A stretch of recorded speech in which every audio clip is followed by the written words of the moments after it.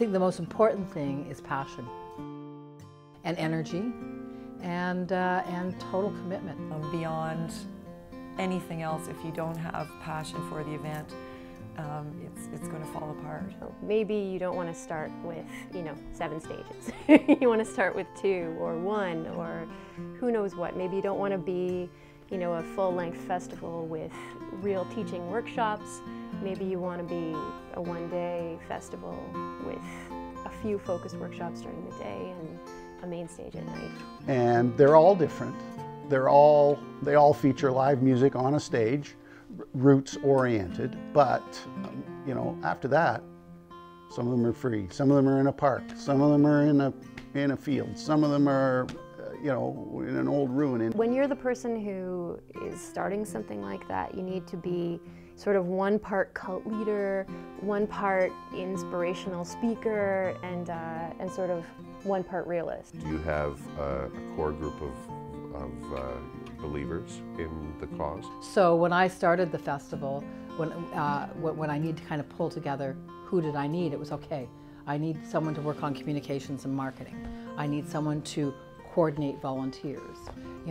I need someone to help write funding proposals. I would find someone with a really good business sense, and I would engage a couple of people who are really tapped into the community. What you need really are people who love the idea, like crazy love it, and people who are willing to do whatever. I want to invite, on a municipal level, invite your city councillors, invite the mayor. Think about the ebb and flow of tourism, and talk to the local tourism office about when is peak period, find out what other events are happening, and try to back up off any weekends that already are loaded with events, unless you can somehow, sort of jigsaw in to build stronger audiences between your 2 events.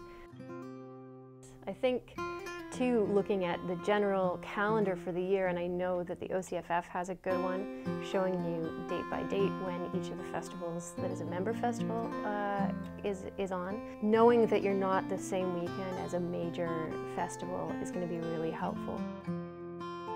You're going to need to find like a location for it. I can't overstate the importance of the site that you choose. You have to choose somewhere you can grow. It's, I think, really hard to pick up a festival and move it to a new location. You have to find a place where people can access it. There's going to be parking for the, 5,000 people that you're eventually going to draw. I think private property is really key to putting on something like that. I actively sought mentors and asked them how they did what they did and how they negotiated. I really learned a lot about thematic programming and just having an actual artistic vision. Over the years, I've found that cultivating a good working relationship with 4 or 5 agents who represent lots of folk musicians has been really good. I feel pretty strongly that a festival is a mixing of the inside of what the people in the town already love and outside new elements. The Canadian and Ontario governments that I'm familiar with in their granting process place a really high value on diversity of location of where the artists come from, and to a certain extent diversity of musical styles. What I do when I'm dealing with artists or agents is I say, what kind of a fee would you normally be asking for this 45-minute set on the main stage plus a 45-minute workshop the next day. And they tell me, and if I feel like it's in the ballpark, then I'll make a counteroffer. In the model that I prefer to work in, everybody pretty much gets the same, or the same rates apply. I think that there's plenty of diverse, amazing music, and people are happy to play for fair money,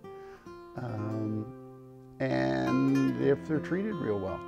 Performers will go a long way for good food. This I know.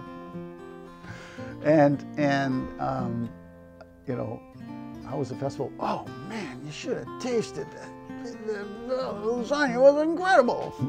Like you hear that. You'll also hear, oh man, you gag on that you got there? That's one of the first things they'll talk about, you know, other than bad sound. There's some really good pro sound, but they have to know just exactly what the show is.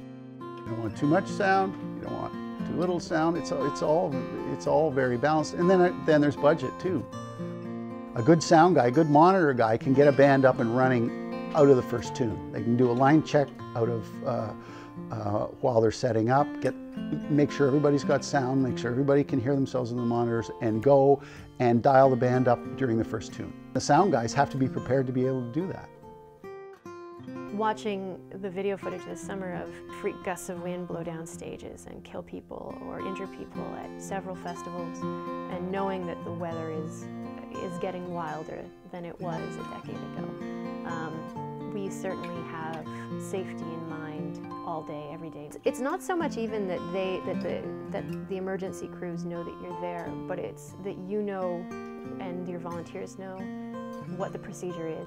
Anybody planning a festival has to really give a good amount of thought to the fact that you're inviting the general public to a space where they're going to feel very free and easy, and whether they're drinking or not, and they probably are, even if you aren't supplying any alcohol, you have to know that there are those things that are there and need to be taken into account. People just have to be brave about it and have a reason for doing it. Best reason I can think of is love of community, love of music.